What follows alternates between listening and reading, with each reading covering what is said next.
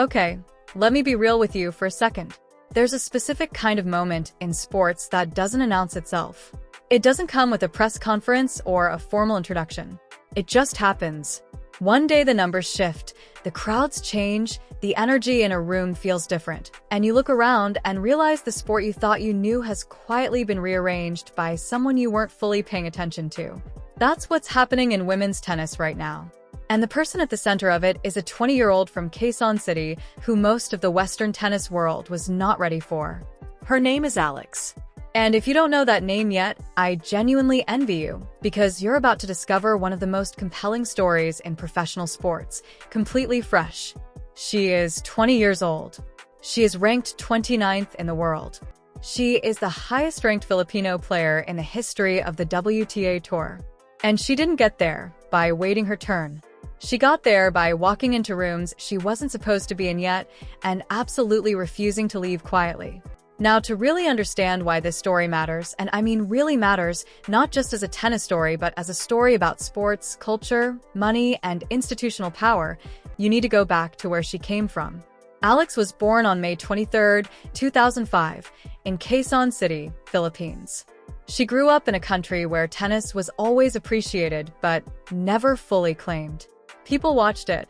People respected it.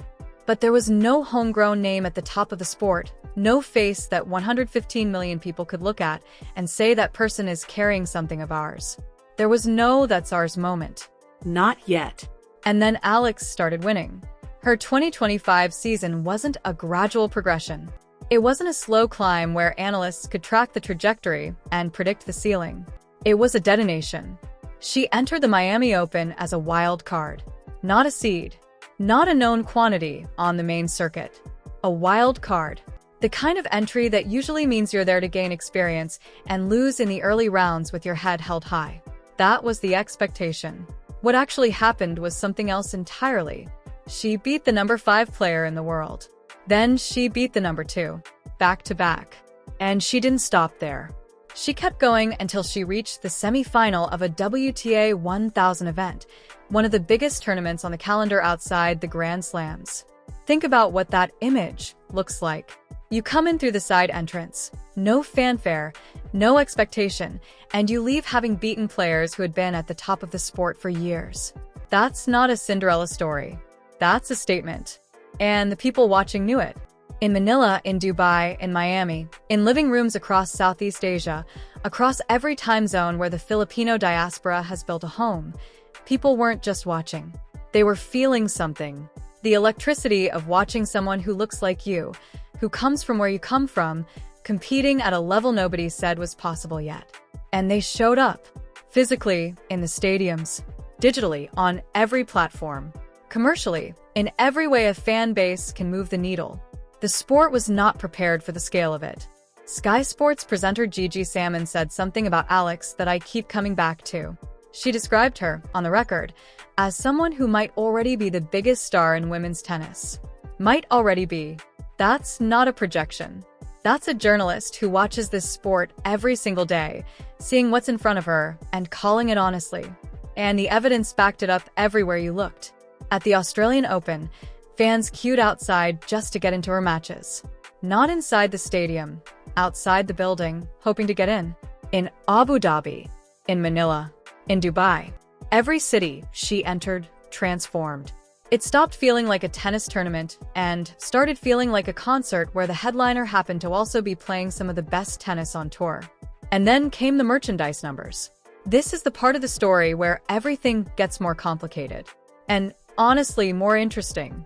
Because this is where the feel-good narrative of a young champion rising collides with something far less comfortable, the way institutions respond when reality stops matching their models. Picture a routine commercial review inside the WTA. Standard stuff. Executives in a room, spreadsheets on a screen, revenue figures organized by player name. These are names that have anchored the organization's marketing strategy for years. Grand Slam champions. Established stars. The faces the sport had been built around for a generation. And then one name sitting at the very top of the jersey and merchandise revenue column. A name that had no business being there by any conventional framework the institution had been operating under. Alex. Not second, not third, first, and not marginally first. We're talking about a player outside the top 25 generating merchandise revenue that exceeded the combined sales of 3 Grand Slam champions. Combined. The executives reportedly asked for the figures to be run again before anyone in the room said anything. Because what those numbers were describing didn't fit 20 years of commercial planning. It didn't fit the sport's existing hierarchy. It didn't fit the model at all. Except it was completely real. A limited edition Nike shirt dropped. It had her name on it. It had a sampaguita flower on it, the national flower of the Philippines, designed by Filipino artist Georgina Canis. It sold out across 4 continents in 48 hours. Nike responded the way Nike responds to things that actually move them, not with words but with placement. They put her portrait in the tunnel at their world headquarters in Oregon. The legendary tunnel. The one where the walls hold the faces of global ambassadors across every sport on the planet. The caption read, "History in full bloom." Nike does not make that call out of sentiment. Nike makes that call because the data tells them to. And the data here was not whispering. It was loud. The institutional response from the WTA, however, was something different. Something that, depending on how generously you want to interpret it, ranges from confusing to genuinely troubling. Instead of a celebration, what came out of the organization was described by multiple sources as a formal demand for investigation. Not into rule-breaking, not into any kind of misconduct. An investigation into the commercial performance of their most commercially powerful active player. I want you to sit with that for a moment. They investigated why she was selling too many jerseys. The internal language used was merchandising equity. It sounds neutral when you say it out loud. It sounds administrative, procedural, the kind of phrase that makes something feel official and considered. But apply it to the context, and it starts to mean something very specific. What they were debating was whether Alex's commercial dominance was a natural market outcome or some kind of anomaly that needed to be examined, and the implication followed, managed. And the answer to that question, from anyone standing outside that conference room, is not complicated. The market wasn't malfunctioning. The market was doing exactly what markets do when they find something real. Something that connects. Something that resonates across cultures and languages and time zones. The market spoke. It spoke clearly. And it said her name. What made all of this land even harder was what was simultaneously happening on the promotional side of things. Fans started documenting a gap. A visible, screenshot-able, side-by-side comparable gap between what the market was saying about Alex and what the institution was reflecting back. WTA promotional emails going out to subscribers without her name in them, despite her leading merchandise sales by a distance. Homepage placements featuring players she had already beaten. Tournament feature articles where she appeared almost as an afterthought. The screenshots spread. The conversation picked up speed. And then it reached people with platforms large enough to turn the WTA's quiet internal debate into something very public and very loud. Social media in the Philippines is not a small thing. The Filipino online community is enormous and organized and deeply emotionally invested in this particular moment of history. When they saw the gap between what the market was saying and what the institution was showing them, they responded. Loudly. And everywhere. Former players started speaking. Tennis journalists started drawing comparisons nobody inside the WTA wanted drawn in public. The question being asked, carefully at first and then less carefully, was this.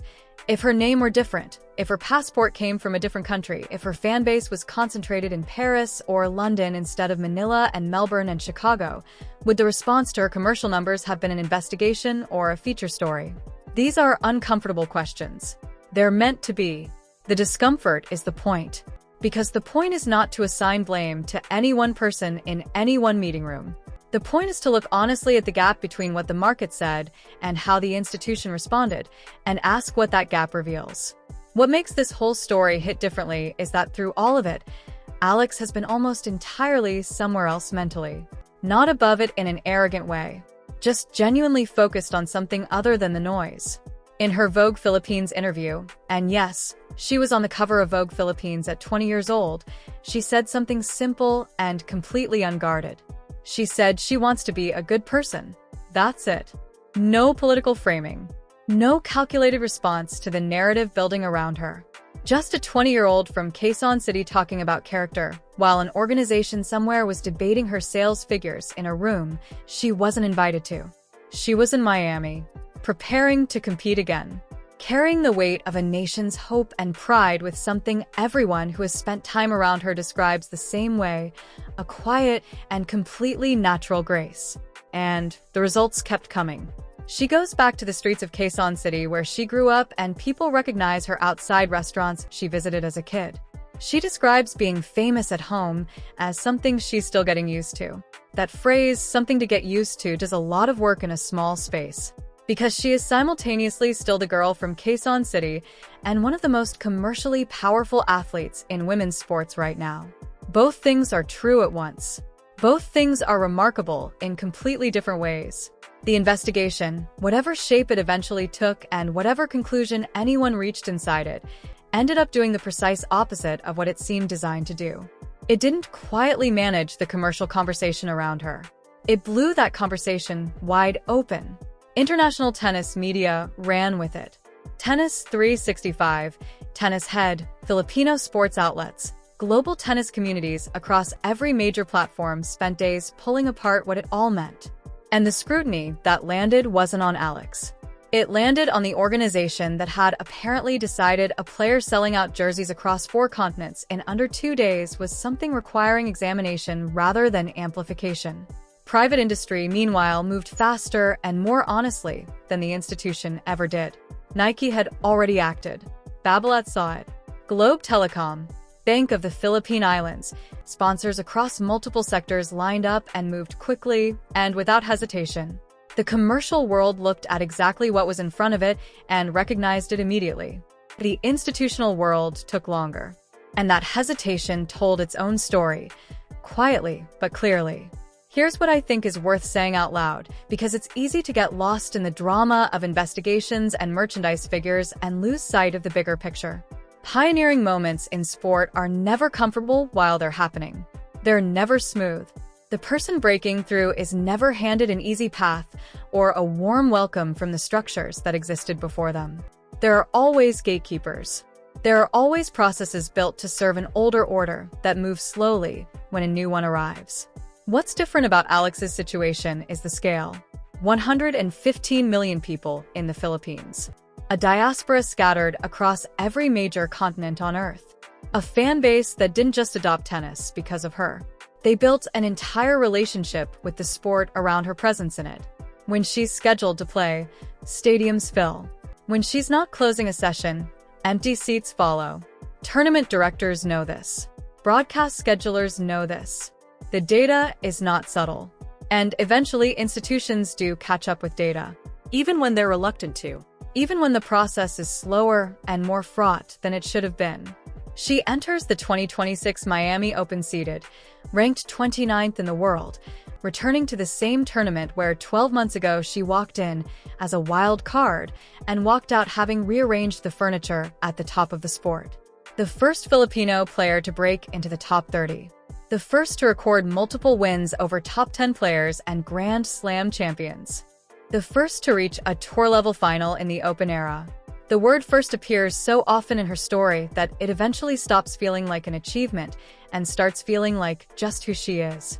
History has a pattern with people like this. It questions them first. It audits them. It tries to fit what it's seeing into a framework it already understands. And when it can't, it attempts to contain it. Then, eventually, when the numbers are too loud to argue with and the moment is too big to manage, it celebrates them. Alex is still in the questioning phase. The celebrating is coming. You can feel it building. She said in that same Vogue interview that she's proud of herself and what she's accomplished. Proud of her team. Grateful for the work everyone around her has put in. No anger underneath it. No score to settle. Just gratitude and an appetite for whatever comes next. The investigation into her jersey sales will be filed somewhere and eventually forgotten by most of the people who were in the room for it. But the jerseys themselves, the ones with the Sampaguita flower, the ones with a Filipino name across the back, those are on people's shoulders right now. In Manila, in Miami, in Dubai, in Auckland. in cities where women's tennis was never supposed to reach this deep or mean this much. She didn't just outsell a roster. She expanded the universe of people who care about this sport. She gave 115 million people a reason to set an alarm at 3 in the morning. She gave the Filipino diaspora something to wear with genuine pride. And she did all of it at 20 years old, without a Grand Slam title, with nothing but talent and hunger, and the kind of character that makes even a fashion magazine interview feel like a real conversation. So here's the question that this entire story eventually sits you down and forces you to answer.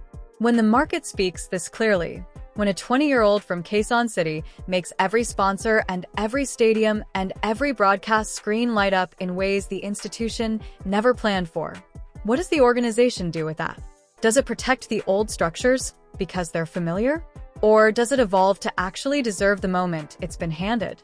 The next chapter of the story is being written right now, on courts in Miami, in the offices of sponsors who don't need to be told twice, in the living rooms of Southeast Asia, where someone is setting that 3 a.m. alarm again, in the heart of a nation watching one of their own rewrite what's possible. You cannot investigate a movement. You can try, but the movement just keeps moving.